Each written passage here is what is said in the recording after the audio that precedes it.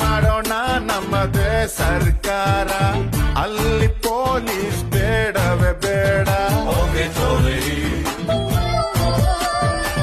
ನಾಡಿಗೆ ನನ್ನ ಹೆಸರಿಡಬೇಕು, ಸ್ಕೂಲಲ್ಲಿ ನಂದು ಲೆಸನ್ ಇರಬೇಕು. ಕನ್ನಡ ಸಿನಿಮಾ ತೆಗೆಯೋಣ್ವಾ, ಹೀರೋ ಡೇಟು ಹಿಡಿಯೋಣ. ಹೀರೋ ನಮಗೆ ಯಾಕೆ